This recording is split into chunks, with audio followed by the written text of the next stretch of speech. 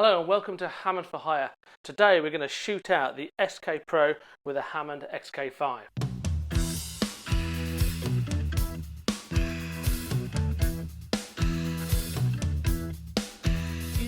Hello, good morning, good afternoon, good evening and welcome back. Final one today. Let's get these two beasts together. We've got the SK Pro and the workhorse, the XK-5. Bit unfair, really, isn't it? And considering the cost, this is the beast, this is the new boy. Okay, but this can do things that can't do, and vice versa, maybe. Certainly, you've got more drawbars, you've got more flexibility, you've got more bits over here with reverbs and EQ and all that, which are probably sat in that box somewhere, but I haven't got out to that yet. There's more that this can do as an organ on its own, but clearly this can't do the piano, the ensemble and the monosynth. But today, Hammond, organ, between the two. I've got both of these rigged up to my gigging Leslie 145 over there. Can't see it, but it is there. So the idea is that both organs can play at the same time. Hopefully there, you'll be able to see the difference between the two, or hear, more importantly, see the difference. I'm going to get this done reasonably quickly because the only stand I could find at short notice was this rickety old thing and I don't want the whole thing to fall over. So let's have a go. So noise, a bit louder.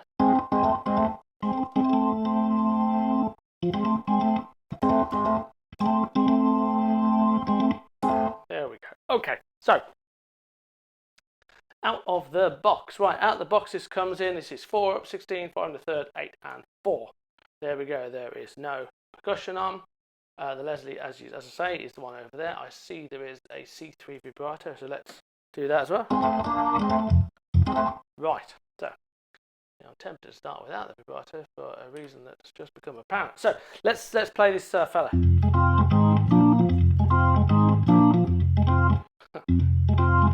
There we go. As we've discussed already, this is quite a good organ sound. What's the XK sound like? Bit of overdrive on there, so I'll turn that down to a bit naughty. So,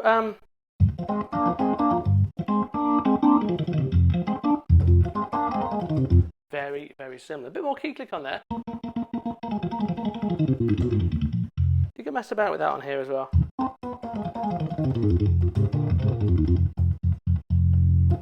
Okay, so Leslie on, bit of high stuff.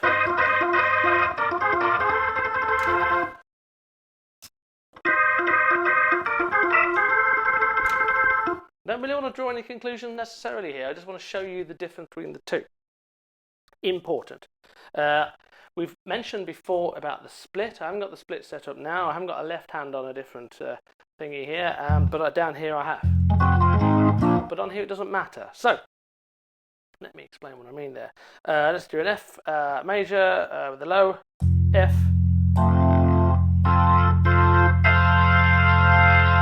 You can hear there's a lot of clarity there, isn't there? Lovely. Also loads of clarity. When the overdrive comes in, I think things tend to go a little bit more askew there. Speaking of which, I have not got my Lounsbury organ grinder plugged in because I think that's unfair. So this is Hammond. Okay, right. Let's get bright. Let's get some things up. Nice, isn't it?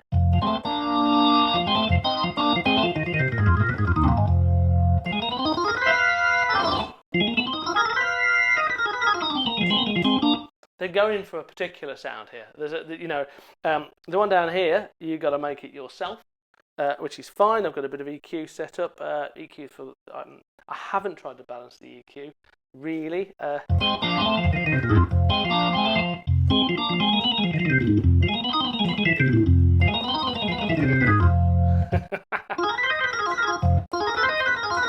mean, it's there. Let's do the old.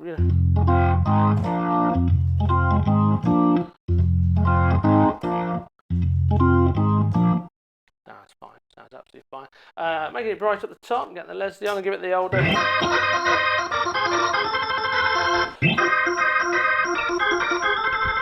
I like some of the high stuff coming out there. It's quite nice, very high. And that comes in down here. It's interesting how the foldback has a different tone to it. Oh, slightly. No, that's probably why. It is. I mean, what are we getting? We're getting, you know, we don't have to spend an awful amount of time here. They're very similar, aren't they? Right, so.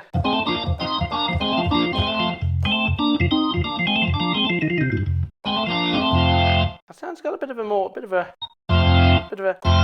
rounder kind of. Okay, so let's get it set to my old favourite. Let's say it's a.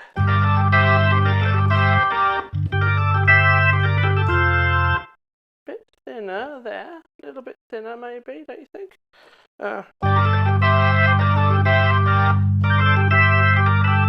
There is a as the overdrive over here. I don't know if you can see that bit over here. Can you see that better? Just about. I've got a little bit of overdrive on the XK-5, the DSP overdrive, as well as a little bit of the valve warmed in. I don't use the DSP overdrive live. I use the organ grinder pedal, but I'm trying to get this comparing, because when I start to, I'm now going to give it volume go up, give it a little bit of dirt, feel it coming in.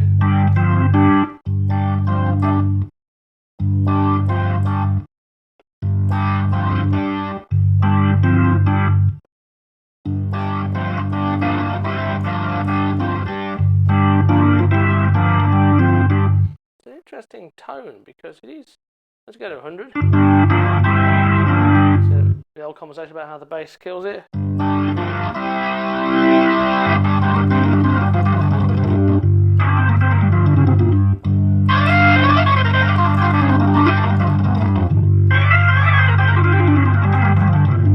know, the DSP overdrive on the XK-5 ain't bad, is it? I've updated the firmware. The first one didn't feel as good, and also when we switched it on, there was a click off on. You know, as you pressed it, it sort of stopped. Went right, here we go, overdrive. You know, but now that with the latest or the later firmware, I haven't got the very latest. It seems okay. So.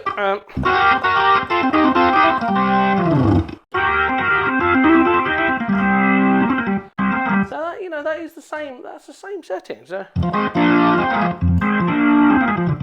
That's a bit, a little bit more contained, but you know, 2,500 euros, 5,500 euros. So there's gonna, you know, there's gonna be something going on, isn't there? Let's see if I can't get to the drawbars and have a look. We want to go. I mean, overdrive, yes.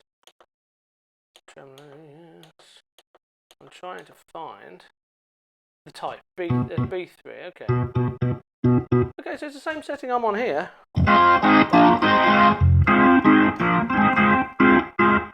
C3. Pretty similar. I think leakage is drawbar leakage is probably the difference there on that one. Mellow, no thanks. A100. I think. So we're ostensibly set to the same setting.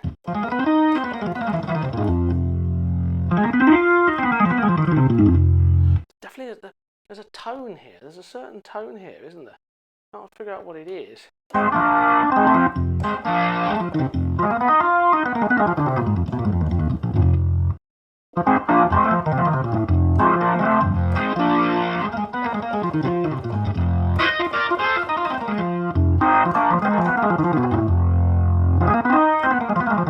Okay, so I had the Leslie effect on stop, but I didn't have bypass on. So there's clearly a bit of emulation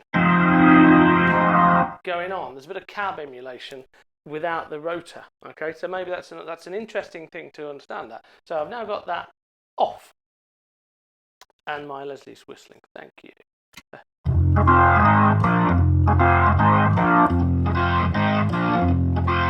Oh, I sound totally different now, don't they? So these are on the same settings, but maybe slightly different overdrive. It's hard to understand where the overdrive goes.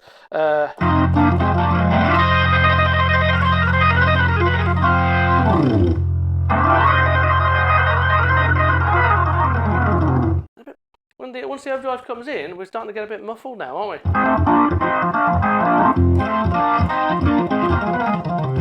Right, let's go all out. Let's go all out.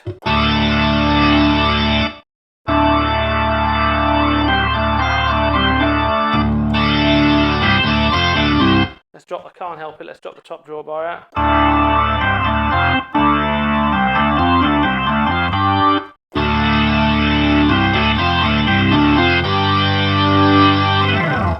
Okay, you work it out.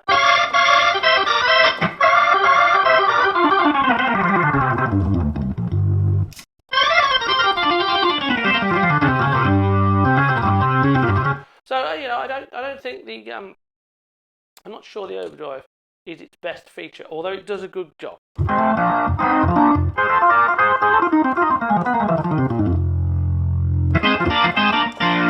The settings the same.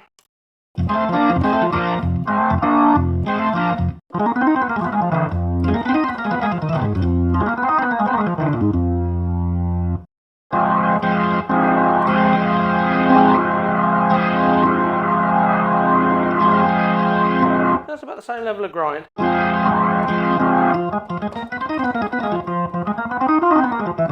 lot more bass coming out of here, and you know I can push that here, of course, to try and equal it up. Seems a little bit more clarity. Do you think? Let me know. What do you think? A little bit more clarity out the bottom. No, the settings are roughly the same. It's got a certain sound, it's got a certain style to it. I'm not saying I don't like it actually, it's quite nice, but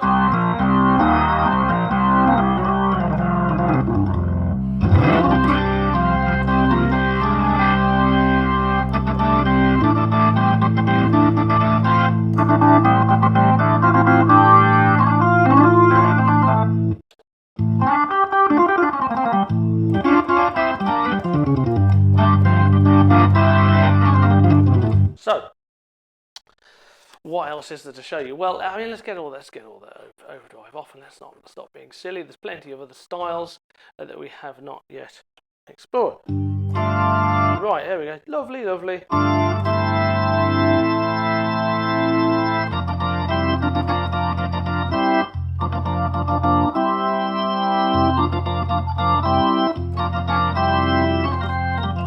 Actually, not overdriven. It's quite a thick, quite a nice sound through the Leslie, isn't it, don't you think? Nice read. Oh yeah, very nice. There's a little bit more coming out of that. I would say the difference probably in the parametric EQ, if I'm honest, there.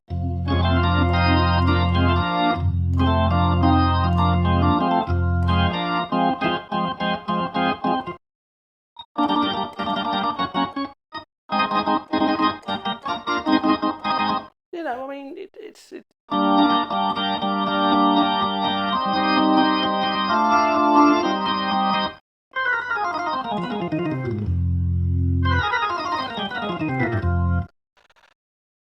going to let you work it out for yourself. I know where they lie. Let's just put a bit of vibrato on because I haven't really into it and had a look at that yet. C3 vibrato on here. Quite different, isn't it?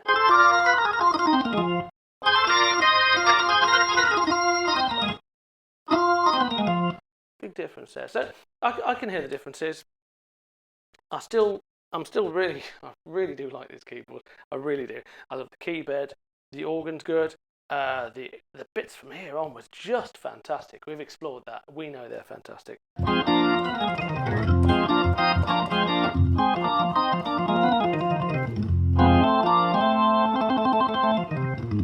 If you're an organ player and you play piano and strings, this is your baby. There's no doubt about it. You don't. Let's answer the question. Do you need to take anything else with you? Not really. I don't think so. I don't think so. You've got separate outputs as well, so you know you can presumably that's so you can put your piano and string through something else. So you can put your Hammond through a Leslie or whatever. You've got your 11-pin Leslie there as well. If you're a piano player, you're in luck because you've got a lovely piano and you can flip over to Hammond and you can put some strings in, or piano and strings, and all the other beautiful things I'm sure you can do with the splits that we haven't had time to investigate. If you're just a Hammond man, it's still great, a little bit less flexible. Let's not pull any punches. There is one set of drawbars. There is not four and bass pedals, right? So there's a bit less going on there. I think the overdrive feels a little bit punchier here.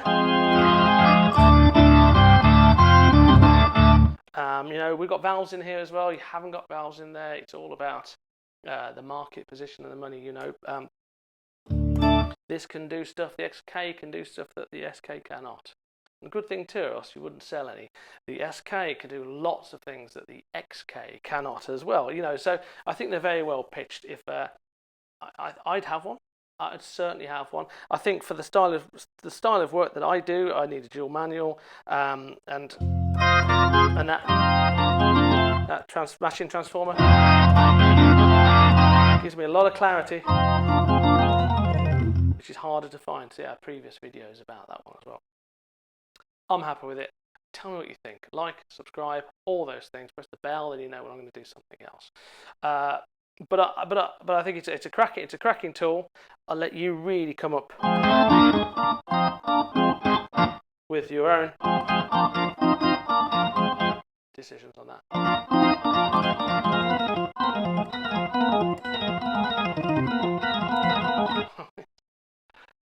Not a lot in there, is there? Okay, so that's it. That's the end of this short season on the SK Pro. I really do hope that you've found it useful, liked it, God forbid, even been slightly entertained.